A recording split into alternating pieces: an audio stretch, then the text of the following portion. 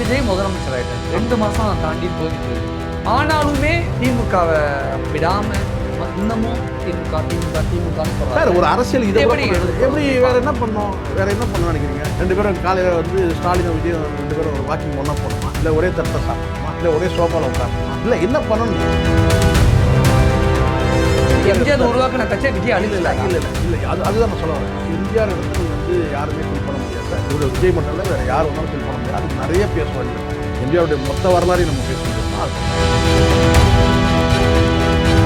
இடைத்தேர்தல் வரப்போகுது. அது இடைத்தேர்தல் வரட்டும் சார். எல்லா தொகுதியிலுமே அதுதான் நான் சொல்றேன். ஆளுங்கட்சி தானே எப்பவுமே. அதுதான் அங்கதான் நீங்க ப்ரூவ் பண்ணணும். ஜெயலலிதாவே மண்ண கவியிருக்கிற வரலாறு இருக்கு. விஜய் கூடுறாரு, விஜய் ஆடுறாரு, விஜய் கலைக்கணும் அப்படின்னு சொல்ல வரீங்க. சில பேச்சுக்கள் வந்து அந்த மாதிரி சொல்ல விஜயோட பேச்சுக்கு, விஜயோட வார்த்தைகளுக்கு ஆடை போடணும் அப்படிங்கிறீங்க. ஆடை போடணுன்றதை விட பார்த்தீங்கன்னா நம்ம வந்து அதுக்காக நான் வந்து அவர் ரொம்ப ஆபாசமாக பேசுகிறாரு அந்த பொருள் ஆகிடும். நீங்கள் கரூரில் வந்து பார்த்தீங்கன்னா தோல்விக்கு காரணம் என்னன்னா சாதி சார். அது நீங்கள் மறந்துடுறீங்க. நீங்கள் போய் பேசுகிறீங்கல்ல, நீங்கள் சாதின்னு சொல்கிறீங்க. ஓட்டுக்கு பணம் கொடுக்குற விஷயத்தையே நான் வந்து உடச்சி எரிஞ்சிட்டேன் அப்படிலாம் கிடையாது. இல்லை அது நான் லஞ்ச லாவணியத்தை ஒழிச்சிட்டேங்கிற எல்லாம் வந்து பார்த்தீங்கன்னா அது விஜய் பண்ண சாதனை. இதெல்லாம் ஒரு வார்த்தைகள் தான்.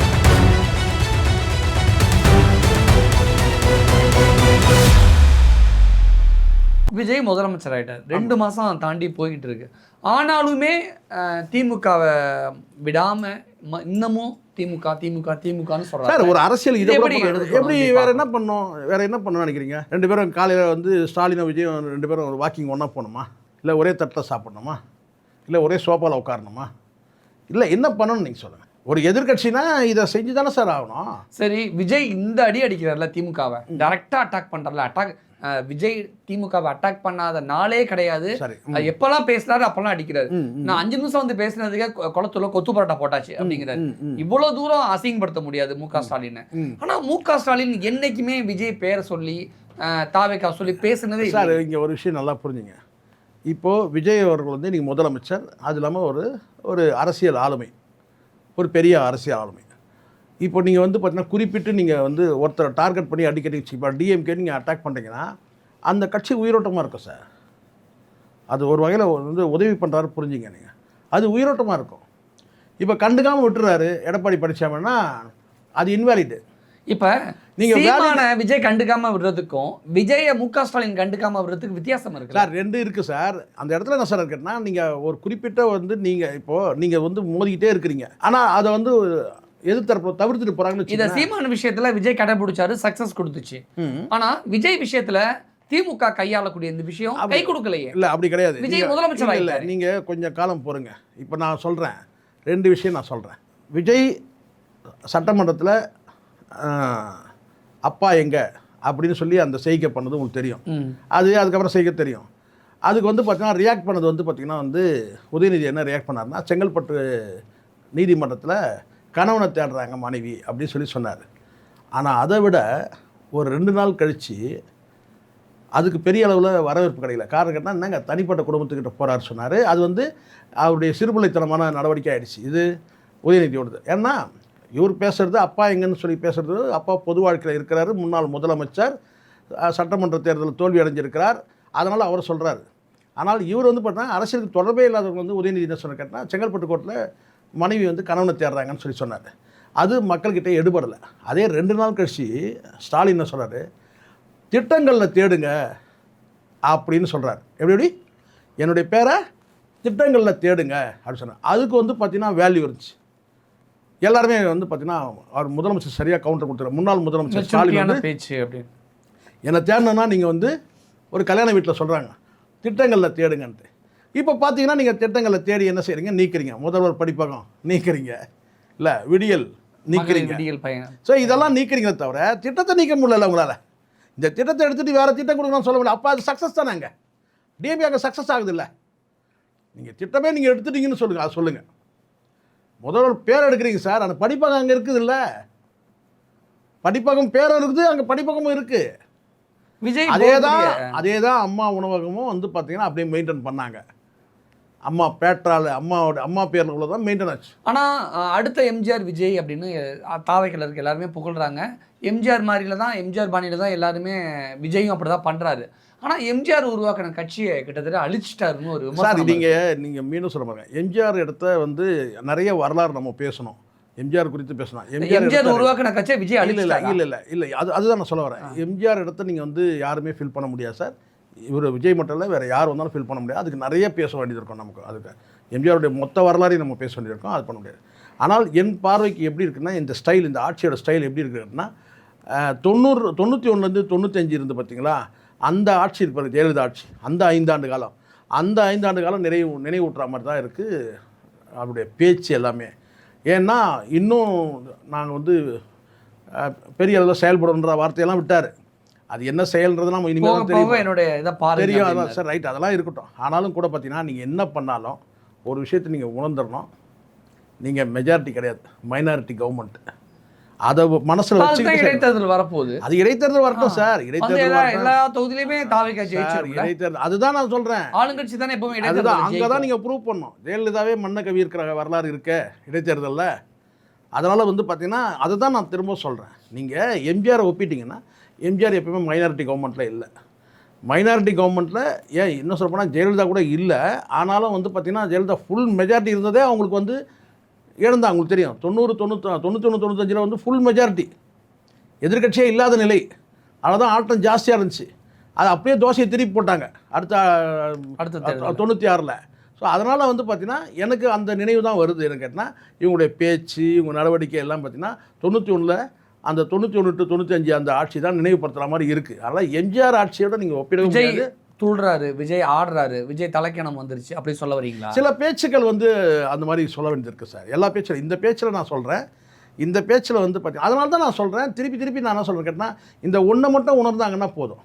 விஜய் தரப்பில் நீங்கள் அட்டாக் பண்ணணும், ஆனால் அதுக்கு சில வார்த்தை ஜாலங்கள் இருக்குது. அதை பயன்படுத்தாமல் நீங்கள் ராவா அடிக்கிறீங்க, அதுதான் சிக்கல். விஜயோட பேச்சுக்கு, விஜயோட வார்த்தைகளுக்கு ஆடை போடணும் அப்படிங்கிறீங்களா? ஆடை போடணுன்றதை விட வந்து பார்த்தீங்கன்னா, நம்ம வந்து அதுக்காக நான் வந்து அவர் ரொம்ப ஆபாசமாக பேசுகிறாருன்ற அந்த பொருள் ஆகிடும். அப்படி சொல்லக்கூடாது. அதாவது வந்து பார்த்தீங்கன்னா, சில விஷயங்களில் ஸ்ட்ரெயிட்டாக சொல்லிடணும். ஆனால் விஜய் இறங்கி அடிக்கிறாரு, அப்படி இல்லை. இறங்கி அடிக்கிறது பெருசு இல்லை சார். இறங்கி அடிச்சிங்கன்னா அவங்களுக்கு வந்து பார்த்தீங்கன்னா சேதாரமாகணும்ல, சேதாரமாகல. இப்போ நாங்கள் கேட்குறேன் உங்கள்கிட்ட, இப்படி சொல்லுங்கள், நீங்கள் இறங்கி அடிக்கிறீங்க, ஆனால் அங்கேருந்து உங்களுக்கு எதுவுமே வந்து சேதாரம் இல்லையா? ஒரு எம்எல்ஏ கூட எடுக்க முடியல இங்கேருந்து. முடியல. ஆனால் திமுகவுடைய புகழுக்கு களங்கம் ஏற்படுதுல, செந்தில் பாலாஜியோட புகழுக்கு களங்கம் ஏற்படுது. அதெல்லாம் கிடையாது சார். நீங்கள் கரூரில் வந்து பார்த்தீங்கன்னா தோல்விக்கு காரணமே கேட்டால் சாதி சார். அது நீங்கள் மறந்துடுங்க. நீங்கள் போய் பேசுகிறீங்கல்ல, நீங்க சாதின்னு சொல்றீங்க, ஓட்டுக்கு பணம் கொடுக்குற விஷயத்தையே நான் வந்து உடைச்சு எரிஞ்சிட்டேன். அப்படிலாம் கிடையாது.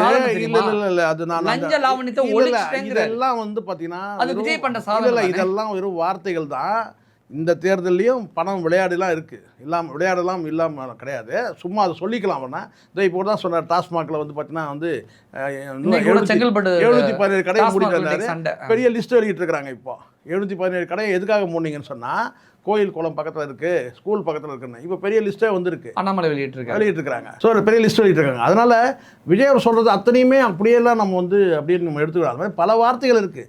இதெல்லாம் அரசியலுக்கு பேசுகிறதுக்காக வேணால் வந்து நம்ம எடுத்துகிட்டு போயிடலாம், அந்த கூட்டம் கைத்தட்டம் போயிடலாம். ஆனால் நீங்கள் ஆழ்ந்து யோசிச்சிங்கன்னா வந்து பார்த்திங்கன்னா, உள்ளபடியே இன்றைக்கி டேட்டுக்கு வந்து பார்த்திங்கன்னா திமுக வந்து எந்த வகையிலும் பலவீனம் ஆகலை.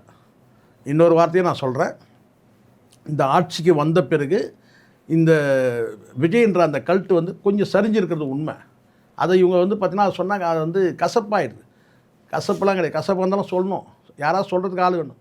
ஏன் இப்போ நான் கேட்குறேன், இந்த கூட்டமே இன்றைக்கி டேட்டுக்கு வந்து பார்த்திங்கன்னா உங்கள்கிட்ட இன்னும் போலீஸ் ஃபோர்ஸும் அதிகமாக இருக்குது. ஒரு வார்த்தை சொல்கிறாங்க, 5000 பேர் வந்து அந்த இண்டோர் ஸ்டேடியத்தில் 5000 பேர் வந்து கலந்துக்கிட்ட கூட்டம், 6000 போலீஸை போட்டாங்கன்றாங்க. 5000 பேருக்கு 6000 போலீஸ் வந்து பாதுகாப்பு போட்டாங்கன்றாங்க. ஸோ பாதுகாப்பு போட்டதை பற்றி நம்ம சொல்லவே இல்லை. ஆனால் அந்த கூட்டத்தில் அந்த ஆர்ப்பரிப்பு இல்லை. அது காரணம் என்னென்னா, அந்த கரூர் மாவட்ட மக்களுக்கு நீங்கள் சொல்லிவிடுங்க. இவ்வளோ தான் நீங்கள் என்ன கேட்டீங்க, நான் உங்களை கேள்வி கேட்குறேன். இப்போ விஜய் அவர்கள் வந்து கரூர் போயிட்டு வந்திருக்காரு. அந்த 31 குடும்பத்தை விட்டுருங்க. அந்த 31 குடும்பமும் வந்து பார்த்திங்கன்னா வந்து ஒரு அந்த சமூகத்தில் வந்து பார்த்திங்கன்னா ஒன்று பரிதாப பார்வை அல்லது குற்றப்பார்வையில் தான் பார்க்குறாங்க. அடைய அநியாயமாக குழந்தைய கூட்டு போய் வந்து இப்படி பண்ணிட்டியடா அப்படின்னு பார்க்குறாங்க. நீங்கள் பொதுமக்கள் வேணால் பார்க்கலாம். நான் ஆனால் பாதிக்கப்பட்டவங்க அந்த இழப்பு நடந்த வீட்டில் அப்படி பார்க்கவே சார். எப்போவுமே ஒரு விஷயம் தெரிஞ்சுங்க சார், இங்கே இதுதான் எப்போவுமே இந்த ஒரு அம்மா பேசுறது நான் சொல்கிறேன், விஜய் பார்க்கறதெல்லாம் எவ்வளோ அபூர்வம். அதெல்லாம் பக்கத்தில் போய் பார்த்து அந்த பேரை எங்களுக்கு எடுத்து கொடுத்துருக்கலாம். என்ன அதுக்கு பரிகாரமாக இதெல்லாம் வந்து ஒரு மனிதநேயம் உள்ளவங்க யாருமே இந்த வார்த்தையெல்லாம் ஏற்றுக்க மாட்டாங்க. அவங்க நிலைப்பாட்டில் இருந்து அவங்க சொல்கிறாங்க. எப்போவுமே இந்த எல்லாத்துக்குமே ஒரு ஆல்டர்னேட் இருக்குது சார். 35 லட்சம் ரூபாய் தான் அதுதான் ஆல்டர்னேட். அதுதான் ஆல்டர்னேட். ஒரு எப்பவுமே 41 வீட்டில் ஒவ்வொரு உயிரை பலி கொடுத்ததுக்கு பதிலாக 35 லட்சம் ரூபாய் ஆல்டர்னேட். கரெக்ட். நான் சொல்கிற ஒரு விஷயத்த நீங்கள் சொன்னால் நீங்கள் நம்புவீங்களா? இந்த இடத்துல ஒரு பதிவு பண்ணுறோமா? நான் வந்து இன்டெக்ரல் கோச் ஃபேக்ட்ரியில் நான் தொழிற்சங்கம் நடத்தினேன். அந்த கோச் ஃபேக்ட்ரியில் நான் கிட்டத்தட்ட 17 இயர்ஸ் நான் வந்து சர்வீஸில் இருந்தேன். நான் வந்து பார்த்திங்கன்னா அங்கே வந்து ஒரு அநீதினா அது குரல் கொடுப்பேன். ஒரு எம்ப்ளாயி அவருடைய நேச்சர் ஆஃப் டியூட்டி வேறு. அவர் என்ன செய்யறதுனா ஒரு கான்ட்ராக்ட் எம்ப்ளாயி, ஒப்பந்த தொழிலாளர் தான். ஒரு நாளைக்கு 120 ரூபா 150 ரூபா சம்பளம். அவர் வந்து என்ன பண்ணுறாருன்னா காலையில் அவருடைய வேறு நேச்சர் ஆஃப் டியூட்டி வேறு. அவருக்கு ஏதோ சுண்ணாம்பு படிக்கிற வேலை. ஆனால் அவர் என்ன செய்கிறான்னு கேட்டிங்கன்னா மேலே இந்த ஆஸ்பெஸ்டாஸ் ஷீட் இருக்கு இல்லையா, அதை மாற்றுற வேலையை வந்து வேறு ஒரு கான்ட்ராக்ட் வேலை செய்யும்போது அங்கே வந்து ஆள் பற்றாக்குறைன்னு பார்த்தீங்கன்னா ஒரு நாளைக்கு 150 ரூபா சம்பளம் வரியான்னு கேட்டால் சரி இவர் போயிட்டார். இவருக்கு அந்த வேலை பழக்கம் கிடையாது. இவர் மேலே வந்து ஏறிட்டார். கிட்டத்தட்ட ஒரு 100 அடிக்கு மேலே 150 அடிக்கு மேலே கூரையை மாற்றுற வேலை. இவர் மேலே ஏறிட்டார் சார். மேலே ஏறி அங்கே வந்து அந்த ஷீட்டு மாற்றும் போது டக் பெல்ட்டு எதுவுமே போடாமல், பாதுகாப்பு உபகரணம் எதுவுமே இல்லாமல், அந்த வேலையும் அவருக்கு பழக்கம் இல்லாதனால அந்த ஆஸ்பெஸ்டாஸ் ஷீட்டு மாத்திர வேலை செய்யும்போது பார்த்திங்கன்னா அந்த ஷீட்டு உடஞ்சி கீழே விழுந்த இடத்துல ஒரு பெரிய மெட்டீரியல், அயன் மெட்டீரியல் அது மேலே விழுந்து மண்டை உடஞ்சி ஸ்பாட்லேயே அவுட்டு. இது வந்து அந்த செய்தி வந்த உடனே நம்ம போய் பார்க்குறோம், உடனே இது பண்ணுறோம். இது வந்து அதுக்கு பாதுகாப்பு உபகரணம் கொடுக்கல. அவர் வந்து பார்த்திங்கன்னா இந்த ட்ரைனிங் கிடையாது, ப்ராப்பர் ட்ரைனிங் கிடையாது. இது எல்லாமே நிர்வாகத்தோட அலட்சியம் சொல்லிட்டு நான் வந்து அதுக்கான வந்து குரல் கொடுக்குறேன், ஸ்டெப் எடுக்கிறேன், புகார்களை எழுதுகிறேன், இப்படி நான் என்னுடைய நடவடிக்கை எடுக்கிறேன். அடுத்த நாள் வந்து பார்த்திங்கன்னா அந்த இறந்து போன அந்த குடும்பம் குழந்தைகிட்ட சொல்லிட்டு வந்திருக்கிறார். அந்த எம்ப்ளாயி நான் வரும்போது சாக்லேட் வாங்க அப்பா சொல்லிட்டு வந்திருக்கிறார். ஒரே ஒரு பெண் குழந்தை. நேராக அவங்க வீட்டை போய் குடும்பத்தை போய் பேசுகிறாங்க. ஒரு 2 லட்ச ரூபா வந்து இமீடியட்டாக தொகை கொடுக்குறாங்க. தொகை கொடுத்த உடனே எனக்கு கேட்டால் அந்த பாடி வந்து அவங்க வாங்குகிறாங்க, அந்த ஈம சடங்கெல்லாம் பண்ணிடுறாங்க. ஏன்னா இமீடியட்டாக 2 லட்ச ரூபா கொடுத்துட்டாங்க. ஆனால் எனக்கு வந்து என்னென்னு கேட்டிங்கன்னா இவங்க 2 லட்சம் கொடுத்தாருன்னா எத்தனை லட்சம் கொடுத்தாருன்னு இதுக்கான அந்த கம்ப்ளைண்ட் வந்து யார் தரணும்? ப்ராப்பராக நான் கொடுத்தாலும் கூட அந்த கம்ப்ளைண்ட் யார் தரணும்னா எம்ப்ளாயி பாதிக்கப்பட்டவங்க சைட்லேருந்து கம்ப்ளைண்ட் கொடுக்கணும். ஆனால் அந்த கம்ப்ளைண்ட் கொடுக்காம இருக்கிறதுக்கு இமீடியட் ரிலீஃப் என்ன பண்ணிட்டாங்க, 2 லட்ச ரூபா கொடுத்துட்டாங்க. 2 லட்ச ரூபா கொடுத்தோன்னா அவங்க புகாருக்கு போகவே இல்லை. இப்போ அதுக்கப்புறம் நான் என்ன செய்யணும்னு கேட்டிங்கன்னா வந்து அந்த குடும்பமும் சேர்த்து இவங்க வந்து ஏமாத்துறாங்க. அந்த பாதிக்கப்பட்டது எதனால், இந்த உயிரிழந்து எதனால், இந்த எம்ப்ளாயிங்களோட நெக்லிஜென்ஸ், இந்த ஆஃபீஸர்களோட நெக்லிஜென்ஸ் சொல்லிட்டு ஒரு 6 பேரை கட்டம் கட்டி நான் செய்கிறேன்னு கேட்டால் அவங்க மேலே புகார் கொடுத்து மூவ் பண்ணுறேன் சார். உள்ளபடியே பார்த்தீங்கன்னா அவங்க மேலே நடவடிக்கை எடுக்கணும்.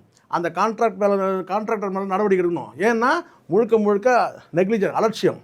வேலையில் வந்து அவனுக்கு ப்ராப்பர் எக்யூப்மெண்ட் கொடுக்கல. ரெண்டாவது வந்து கேட்டால் ப்ராப்பர் ட்ரைனிங் கிடையாது. அவனை வந்து ரிஸ்க்கான இடத்துல மேலே வந்து ஏற்றிருக்கிறாங்க அப்படின்னு சொல்லி அதனால் கடைசியில் என்னாச்சுன்னா நான் ஸ்ட்ரகிள் பண்ணும்போது என்கிட்ட ஒரு 3 நாள் கழிச்சு என்கிட்ட வந்து என்ன சொல்கிறான்னு கேட்டிங்கன்னா நீங்கள் இந்த நடவடிக்கை நீங்கள் விட்டுருங்க, ஆனால் அவங்களுக்கு போதுமான அளவுக்கு பேமெண்ட் செட்டில் ஆகிட்டாங்க, அவங்களே சைலண்ட் ஆகிட்டாங்க அப்படின்னு சொல்கிறாங்க. ஏன் சைலண்ட் ஆனான்னு கேட்டிங்கன்னா 2 லட்சம் கொடுத்தாங்க இல்லையா. இப்போ நான் பிரச்சனை பண்ண பிறகு என்ன செஞ்சுட்டாங்கன்னா அவங்க வந்து பார்த்திங்கன்னா ப்ராப்பராக வந்து வேறு மீண்டும் ஏதாவது புகார் கொடுத்துடக்கூடாதுன்றதுக்காக நான் என்ன தான் புகார் கொடுத்தாலும் அது பெருசாக எடுபடாது. ஆனால் பாதிக்கப்பட்ட கொடுத்தாங்கன்னா அது பெருசாக. அப்போ என்ன சார் நான் அந்த 2 லட்சத்துக்கு மேலே சொன்னால் 20 லட்சம் கொடுத்தாங்க. நாளைக்கு சப்போஸ் நீதிமன்றம் போயிருந்தாங்கன்னா அவங்க கோடிக்கணக்கில் வாங்கியிருக்கலாம் பணத்தை. ஏன்னு கேட்டால் ஒரு 50 லட்சம் 60 லட்சம் கூட வாங்கியிருக்கலாம். ஆனால் இவங்க என்ன செஞ்சாங்கன்னா அதனால் என்ன ஒன்றா கான்ட்ராக்ட் கேன்சல் ஆகும், அதிகாரிகள் மீது நடவடிக்கை இவ்வளோ நடக்கும். அப்போ என்ன செஞ்சாங்க, அந்த 2 லட்சத்துக்கு மேலே என்ன செஞ்சாங்கன்னா இன்னும் ஒரு 18 லட்சம் கொடுங்க, 20 லட்சம் கொடுத்த உடனே செஞ்சாங்கன்னா டோட்டலாக அவங்க ஆஃப் ஆகிட்டாங்க. நாங்கள் எந்த புகாரும் கொடுக்கவே இல்லை, எங்களுக்கு நடவடிக்கை மேல் நடவடிக்கைகளும் தேவை, அவருடைய கவனக்குறையில் தான் அவர் இறந்துட்டார் முடிச்சிட்டாங்க. அப்போ நான் என்னண்ணே அப்போ நாங்கள் விடலை, இங்கே தான் இருக்குதுன்னு கேட்டேன். நான் அப்போ என்ன சொன்னேன்னு கேட்டிங்கன்னா நீங்கள் 2 லட்சம் கொடுங்க, 20 லட்சம் கொடுங்க, எனக்கு தேவை என்னன்னு கேட்டினா அந்த இறந்து போன எம்ப்ளாயி பேரை சொல்லி அவனை உயிரோடு கொடுங்க, வண்டியில் உட்கார வச்சு நான் கொண்டு போய் வீட்டை விட்டுறேன், நீங்கள் எத்தனை லட்சம் வேணாலும் நீங்கள் கொடுத்துங்க, எனக்கு தேவை அவன் உயிர் வேணும் அப்படின்னு சொல்லி கேட்டேன். அதுக்கப்புறம் அந்த என்னுடைய தொடர் நடவடிக்கைனால அந்த 6 பேருக்கு வந்து பார்த்திங்கன்னா மேலே நடவடிக்கை எடுத்தாங்க. அதாவது கேட்டால் நிர்வாக ரீதியாக நடவடிக்கை எடுத்தாங்க. சில பேர் வந்து பார்த்திங்கன்னா வந்து வேலையை பாதிச்சு. ஸோ எதுக்காக இதை நான் சொல்கிறேன்னா எல்லாத்துக்கும் இந்த ஒரு ஆல்டர்னேட்டிவ் ஒன்று இருக்குது சார், இந்த மணி. அது வந்து பார்த்திங்கன்னா எப்போவுமே ஒரு விபத்து நடந்துச்சு வச்சுங்களேன், ஏதாவது ஒன்று கேட்டிங்கன்னா, சரி போனது போச்சு, இருக்கிறவங்கள பாருங்கள், ஏதோ பணம் கணம் கொடுப்பாங்க, அதை வச்சுக்கிட்டு ஏதாவது கொஞ்சம் வீடு வீடு கட்டி பாருங்கள் எப்படி வச்சுருக்கீங்க பாருங்கள், இதெல்லாம் ஏதோ அவங்க பணம் கொடுக்குறாங்க. இறந்த உடனே செட்டில்மெண்ட் பற்றி பேச ஆரம்பிச்சிடுவாங்க சார். எப்போவுமே எல்லா குடும்பத்தையும் சொல்கிறேன், ஆக்சிடென்ட் ஆச்சுன்னா, ஏதாவது ஒரு ஆக்சிடென்ட் ஆச்சுன்னு வச்சுங்களேன், அடுத்தது வந்து பார்த்தீங்கன்னா அடுத்த நாள் உங்களை ஒரு 15 நாள் 20 நாள் இன்சூரன்ஸ்காரன் தேடி வருவான் சார் உங்களை. அப்புறம் வந்து ஒரு இன்சூரன்ஸ் சார்பாக அந்த ஒரு அட்வொகேட் வந்து பார்ப்பார், இல்லை என்ஜிஓஸ் யாராவது வந்து பார்ப்பாங்க. அதுக்கப்புறம் அந்த நிர்வாகத்தோடு பேசுவாங்க. ஒரு பெரிய தொகைக்கு வந்துடுவீங்க. நீங்கள் போன உயிரை பற்றி நீங்கள் முடிஞ்சிச்சு, அவ்வளோதான். அதுக்கப்புறம் நீங்கள் அடுத்த ஆல்டர்னேட் வந்து பார்த்தீங்கன்னா பணத்தை பற்றி யோசிக்க ஆரம்பிச்சிடுங்க. ஆனால் தான் சொல்கிறாரு, இந்த நட்டி ஒரு படத்தை சொல்லுவார் பாருங்க, அந்த சதுரங்க வேட்டையில், மணி இஸ் ஆல்வேஸ் அல்டிமேட். அதனால் சில நேரங்களில் வந்து அந்த மாதிரி சில நேரங்களில் பல நேரங்களில் கரூர் விஷயத்தை இப்படி தான் பார்க்கணும். கரூர் சமூகம் இது மட்டும் கிடையாது, கடந்த காலத்தை எல்லாமே நீங்கள் எடுத்துங்க சார், கடந்த காலத்தை நீங்கள் எல்லாமே எடுத்துங்க. ஒரு இது போன்ற நிவாரணங்கள் வந்து நீதிமன்றமே அதை தானே சார் செய்யுது. நீதிமன்றம் மட்டும் என்ன செய்யுது? பாதிக்கப்பட்டவங்க இழப்பீடு என்ன தெரியுது? பணம் தருது. வேற அதை தாண்டி வேறு என்ன செய்ய முடியும்? நிச்சயமா அரசு வேலை கொடுக்கும். கரூர் விஷயத்தில் அரசியல் கட்சிகள் ஒருத்தர் விடாமல் எல்லாருமே அரசியல் பண்றாங்க. அதுக்கு விஜயும் விதிவிலக்கு இல்லை அப்படின்னு அவருடைய கரூர் பயணம். ஆமாம், எல்லாருமே இப்போ எனக்கு கேட்டால் வந்து சார், நீங்கள் நம்ம விஜய் மட்டுமே நம்ம கார்னர் பண்ணுறதுலையும் ஒரு நியாயம் இல்லை.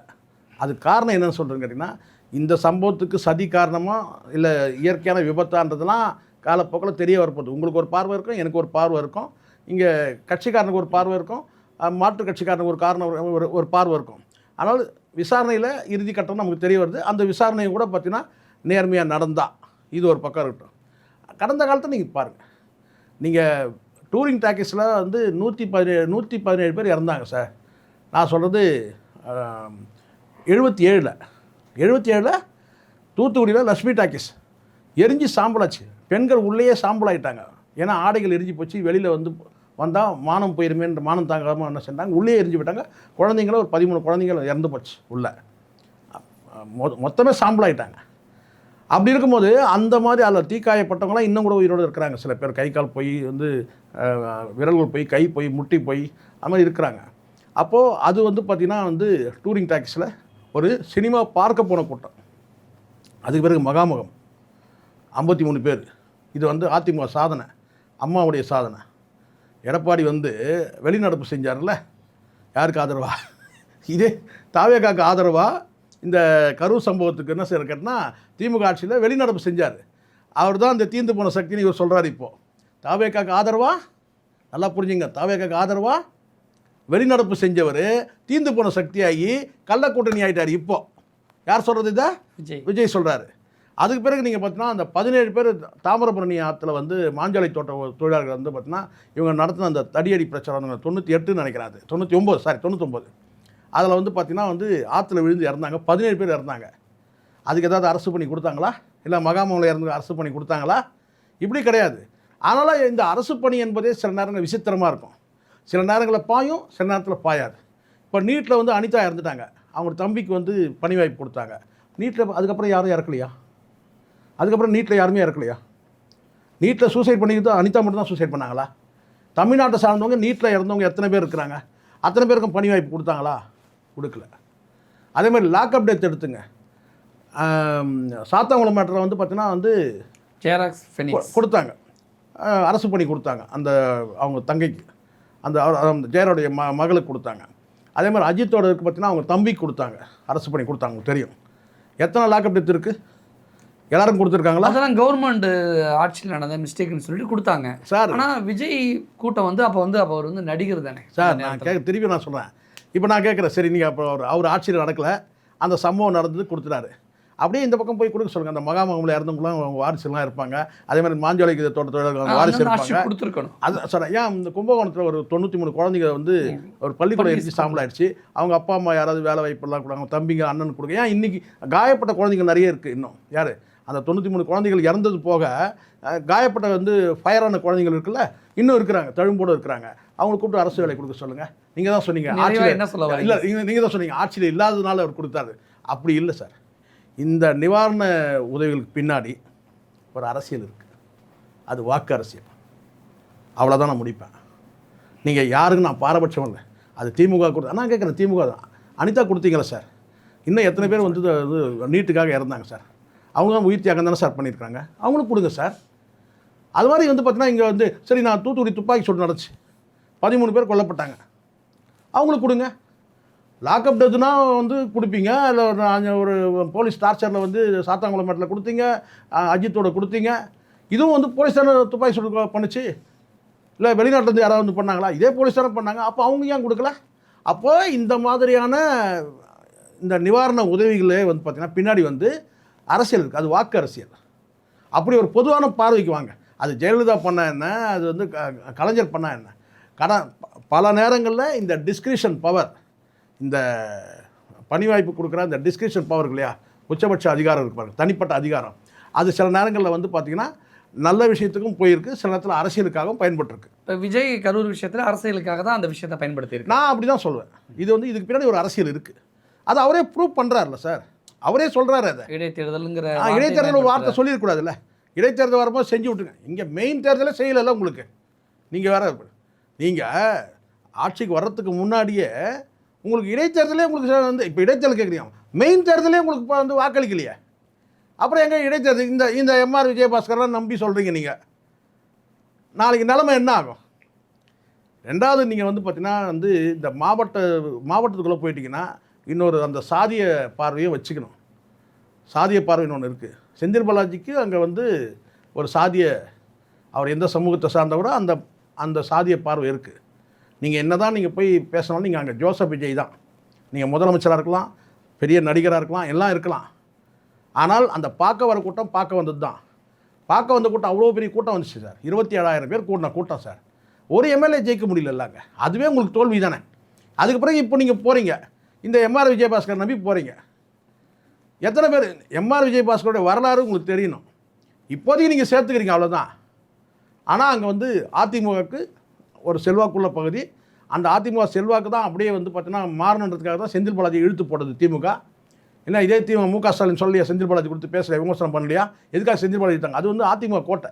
அப்போ அந்த இடத்துல போய் நீங்கள் எம்ஆர் விஜயபாஸ்கர் நீங்கள் என்ன தான் உங்கள் கட்சியில் நீங்கள் சேர்த்துக்கிட்டால் கூட அங்கே போய் நீங்கள் வந்து தீர்ந்து போன சக்தின்னு பேசினாலும் பார்த்தீங்கன்னா அங்கே வந்து முழுக்க சாதி அதிமுகவுக்கு வலிமையான இடம் அது. அதனால் வந்து இந்த இடத்துல நீங்கள் போய் பண்ணும்போது என்ன பண்ணியிருக்கலான்னு கேட்டிங்கன்னா, இந்த எம்ஆர் விஜயபாஸ்கர்லாம் சேர்றதுக்கு முன்னாடி நீங்கள் வந்து அந்த இடத்துல வந்து அதுவே பலவீனம் தான். இந்த ஒரு கூட்டத்தை கூட்டி அதே மதிவாணனுக்கு வந்து பார்த்தீங்கன்னா நீங்கள் வந்து ஒரு பதவியை கொடுத்து, தேர்தலில் தோற்று போயிருந்தால் கூட ஒரு பதவியை கொடுத்து அந்த இடத்துல உங்கள் சுய பலத்தை காட்டிக்கணும். இப்போ உங்களுடைய பலமே என்னன்னு கேட்டிங்கன்னா, வீரவாள் கொடுத்த விஜயபாஸ்கர் மேலே அப்படி தானே போயிடுச்சு. விஜயபாஸ்கர் யார், நீங்கள் யார்? செந்தில் பாலாஜி யார், நீங்கள் யார்? நீங்கள் எவ்வளோ பெரிய ஆளுமை சார் நீங்கள். அப்போது உங்கள் கட்சியை அங்கே வந்து பலப்படுத்தணுன்ற நோக்கமும் உங்களுக்கு இருக்கணும்னு சொன்னால் அங்கே நீங்கள் விஜயபாஸ்கர் நம்பி இல்லை, அங்கே நீங்கள் யாருக்கு நீங்கள் ரெஸ்பாண்ட் பண்ணணும்? மதிவாணனுக்கு பண்ணணும். மதிவாணன் 16 ஓட்டு வித்தியாசத்தில் தோற்றுருக்கலாம், ஆனால் அவன் தான் அங்கே வந்து பார்த்தீங்கன்னா வந்து அந்த களத்தில் போராடினது, அந்த கஷ்டத்தில் போராடினது, அந்த மக்கள் எவ்வளோ எப்படியான பார்வையை பார்த்துருப்பாங்க. ஸோ அப்படி இருக்கும்போது அங்கே மதிவாணனை விட்டுட்டு நீங்கள் வந்து உங்கள் விஜயபாஸ்கர் நீங்கள் முக்கியத்துவம் நீங்கள் கொடுத்தாலும் கூட சரி, அதை மக்கள் எப்படி பார்ப்பாங்கன்னு பாருங்கள். மக்கள் வந்து பார்த்தீங்கன்னா அதிமுக தொண்டர்கள் கண்டிப்பாக சார். இப்போ அதிமுக இப்போ நாங்கள் விஜயபாஸ்கர் வந்துட்டாருன்னா அதிமுக ஓட்டெல்லாம் வந்துருச்சா சார்? எம்ஆர் விஜயபாஸ்கர் வந்துட்டா அதிமுக ஓட்டு வந்துச்சுன்னு அர்த்தமா? கிடையாது. அதிமுக வந்து பார்த்தீங்கன்னா இருக்கிற அத்தனை பேரும் வந்து ஒரு தொண்டர்கள் அத்தனை பேருமே இப்போ எம்ஆர் விஜயபாஸ்கருக்கு வந்து மாவட்ட செயலாளர் பொறுப்பு கொடுத்துருவாங்களா? அப்படி கொடுத்தாலும் அது எப்படி பார்க்க போறோம் நீங்க பாருங்க. ஏற்கனவே மாவட்ட செயலாளர் ஓரம் கட்டிடுவாங்க. அதுதான் நான் சொல்றேன். அங்க மதிவாணன் வந்து பார்த்தீங்கன்னா சிறைக்கு போயிட்டு வந்தவர் சார். அவரு இந்த கரூர் சம்பவத்தில் சிறைக்கே போயிட்டு வந்தவர் விஜய்க்காக அந்த டிவிகே கட்சிக்காக. அப்போ அவருக்கு தான் நீங்கள் இம்பார்ட்டன்ஸ் கொடுக்கணும். நீங்கள் எம்ஆர் விஜயபாஸ்கர் கொடுங்க, நீங்கள் அடிஷனலாக தான் அவர் இருக்கணும். தவிர அடுத்த கேட்டால் அங்கே இம்பார்ட்டன்ஸ் கொடுக்கும்போது அது வந்து நீங்கள் தானே ஒரு 15,000 ஓட்டு வித்தியாசத்தில் தோற்றுறதுனாலே நீங்கள் பலவீனமாக நினைக்கக்கூடாதுல்ல. உங்கள் கட்சி, உங்களுடைய வேட்பாளர், உங்களுடைய மாவட்ட செயலர், நீங்கள் தான் அவருக்கு வந்து வெயிட் கொடுக்கணும். நீங்களே அங்கீகரிக்காமல் நேற்றைய தினம் வந்து வரக்கூடிய தேர்தலில் விஜயபாஸ்கருக்கு கண்டிப்பாக அதுதான் சார் இலக்கே. இல்லை மாவட்ட செயலாளருக்கு சீட்டா அது எப்படி பார்த்தாலும் வந்து எம்ஆர் விஜயபாஸ்கர் தான் கொடுப்பாங்க. அப்போ தோற்று போன மாவட்ட செயலாளர் அது வந்து வேறு எங்கேயாவது கொடுக்கலாம், அதே மாவட்டத்தில் வேறு எங்கேயாவது கொடுக்கலாம், இல்லை வேறு ஏதாவது பதவி கொடுக்கலாம். எல்லா மாவட்ட செயலருக்கும் அப்படி கொடுக்கணும் இல்லை. ஆனால் எம்ஆர் விஜயபாஸ்கர் கொடுக்க போகிறாங்க. அதனால தானே அவர் சொல்கிறாரு இடைத்தேர்தலை செஞ்சு விடுங்கன்றீங்க. மெயின் தேர்தலே நீங்கள் செய்யலை. உங்களுக்கு இடைத்தேர்தலை மட்டும் எப்படி செஞ்சிருவாங்க? இடைத்தேர்தலில் மக்கள் யார் செய்கிறாங்க அப்படின்னு பொறுத்திருந்து இல்லை, பார்க்கலாம். எனக்கு வந்து ஹோப்லெஸ் சார். கரூர்லலாம் வந்து பார்த்தீங்கன்னா இந்த கூட்டம் வந்து பார்த்தீங்கன்னா நான் எதிர்பார்த்த மாதிரி இல்லை. இந்த கூட்டம் வந்து பார்த்தீங்கன்னா இவர் கிட்டத்தட்ட ஒரு நீண்ட இடைவெளிக்கு பிறகு போகிறார் சார். பெரிய ஒரு சோகத்துக்கு பிறகு இந்த கரூர் சம்பவத்துக்கு பிறகு போகும்போது அந்த கூட்டம் அந்த ஆர்ப்பரிப்பு இல்லையே. அப்போ அந்த வந்து பார்த்தீங்கன்னா திரண்ட கூட்டம் தான் நிற்குது. சில இடங்களில் காலியாகவே இருக்குது. அவருடைய ட்ராவல் பண்ணும்போது அவருக்கே தெரியும். இது ட்ராவல் பண்ணும்போது காலியாக இருக்கு பாருங்க ரோடு. அப்போ வந்து நீங்கள் ரோடை என்ன தான் நீங்கள் ரோடை பிளாக் பண்ணிட்டேன், அதை பண்ணிட்டேன், இதை பண்ணிட்டோம் அப்படின்னு சொன்னாலும் கூட வந்து பார்த்தீங்கன்னா ஆர்ப்பரிப்பு இல்லை, மக்கள்கிட்ட அந்த உற்சாகம் இல்லை. நீங்கள் 5000 பேர் நீங்கள் சின்ன திரையில் நீங்கள் வந்து ஒரு அரங்குக்குள்ளே கொண்டு வந்துட்டு நான் வந்து டோக்கனை கொடுத்து 5000 பேர் வச்சுட்டு அவங்க கை தட்டுறது பெரிய விஷயம் கிடையாது சார். இயற்கையான அந்த கூட்டம் வரணும். 27ஆம் தேதி அந்த வேலுச்சாமிபுரத்தில் வந்து பாருங்கள் எப்படிப்பட்ட கூட்டம். ஸோ அந்த கூட்டத்தில் வந்து பார்த்தீங்கன்னா கால் பங்கு கூட இல்லை. சாலையில் நின்ன கூட்டங்கள் மிஞ்சி போனால் வந்து அதிகபட்சமான ஒரு 10,000 பேர் தான் இருப்பாங்க. அன்றைக்கி ஒரே இடத்துல 27,000 பேர் கூட்டினாங்கல்ல, அது எப்படிப்பட்ட கூட்டம். ஸோ அதுக்காக அதே கூட்டம் வரணும்னு நான் சொல்லலை. பட் அந்த கூட்டத்தில் அந்த ஆர்ப்பரிப்பும் கூட இல்லைன்ற நான். விஜயோட கரூர் பயணம் பற்றி நிறைய விஷயங்கள் முன் வச்சிருக்கீங்க. மக்கள் என்ன முடிவெடுக்கிறாங்க, இடைத்தேர்தலில் என்ன நடக்க போகுதுங்கிறத பொறுத்து வந்து பார்க்கலாம். நிறைய விஷயங்கள் ஷேர் பண்ணிக்கிட்டீங்க. நன்றி. நன்றி சார்.